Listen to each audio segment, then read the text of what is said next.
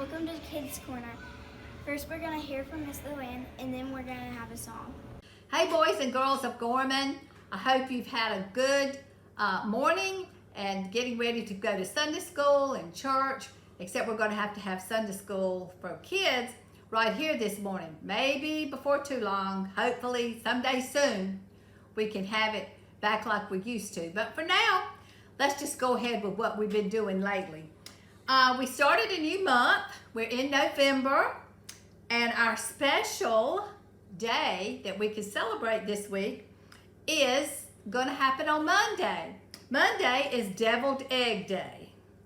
Now, I love deviled eggs. In fact, I'm going to fix some very soon to go with the special meal that I always have deviled eggs with.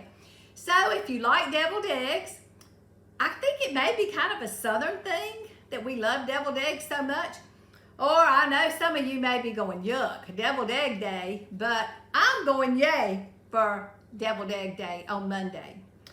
Today we're going to talk about what it means to play the game of life and how our lives should really be about serving other people the way that Jesus came and served us. He didn't serve himself. He didn't do for himself. He did for others. And in talking about that, how many like to play board games? Cut off that computer and get off that phone sometimes and play a board game. There are lots of fun games like checkers or Monopoly or Trivial Pursuit or Clue. But we're going to talk today, the game of life. It's actually a real game. It was a game that was started in 1860. So this game is more than 150 years old. So it has been around for a while and has made it as a game. Well, in this game, if you've never played it much, you have lots of cards that you draw, and it's a game of life. You might can buy a beach hut for $100,000, or you can buy a little cottage for $150,000, or you might can go and buy a ticket for a big snorkeling trip. Wow, it's involving money. Lots of money involved in this game, lots of things you can buy. You have to make decisions. Sometimes when you stop on a place, you have to do what it says. You have little cars you drive around. So sometimes you might land on something and you have to do what it says on that square. Or you might get over here and you have a choice. You can decide if you want to do something or not. But at the end of this game, the winner is the one who has the most money. Well, this is just a game. It's called the game of life. And a lot of people think that this is what the game of life is really all about. But if you look at our verse this week, which is Mark 8, verses 35 through 36, you will find out that that is not the Christian's game of life. For whoever wants to save his life will lose it. But whoever loses his life for me and for the gospel will save it. What good is a man to gain the whole world, yet forfeit or lose his soul? That comes from Mark 8th chapter, verse 35 through 36.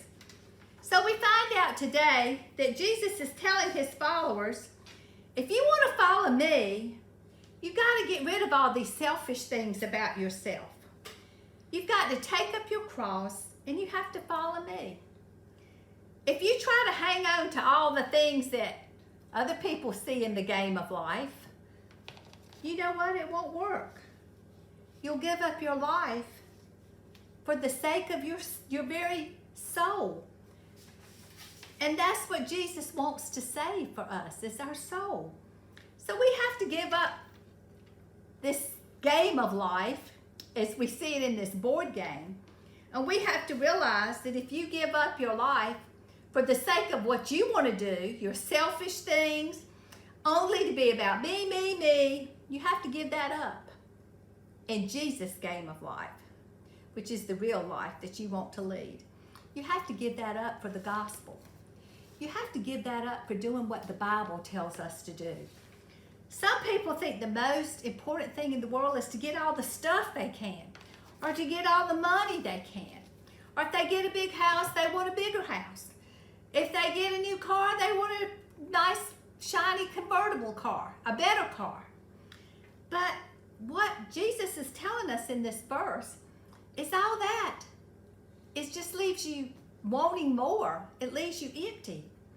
By loving other people and doing for them, that's how you become the real winner. The real winner in the game of life. Just a board game that we've talked about there, but the real instructions, the real things that tell you how to do life come from our Bible. And we want to be sure that we always follow these instructions. That the choices that when we get a chance to make our own choices, we make our choices by doing what Jesus would have us to do. That's the way we can be true winners. Winners for Jesus. That is just a great thing to think about. A great thing to talk about is how to really be winners in life. It's not a board game when it's serious business and when it comes to the gospel and knowing Jesus. We're going to have some little questions, and I'm just going to ask a few, and then you can see the rest. So we have found out to care about what you want without thinking of others means you're happy, sharing, generous, or selfish. To keep someone or something safe from harm, would you save it, lose it, exchange it, or gain it? Remember, we gain life. We don't lose it when we follow Jesus. The teachings of Jesus when he was talking to his followers were called life, selfish, gospel, or proud. So hopefully this will show up and you can answer these questions and find out what we learned today. You don't want to lose your life by just wanting more and more and more of nothing. You want to gain your life by serving Jesus and others. Love you. Have a great week.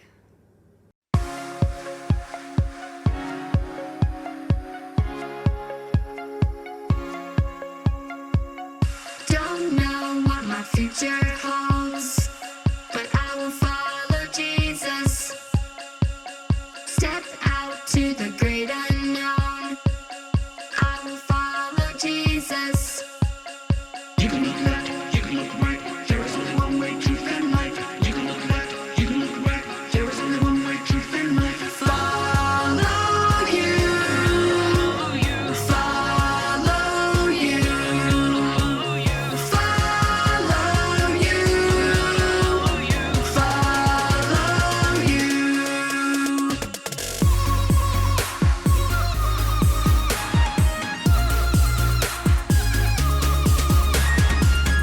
Don't know what my future holds, but I will follow Jesus. Step out to the great unknown. I will follow Jesus. You can look Don't know what my future holds, but I will follow Jesus. you can look Step out to the great unknown. I will follow Jesus. Follow you. Follow you. Follow you.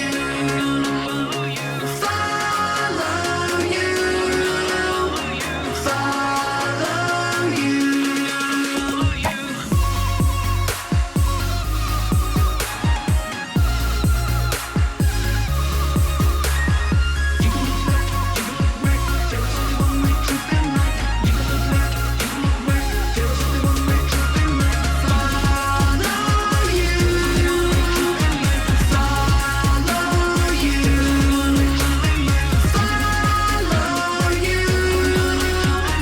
Follow you.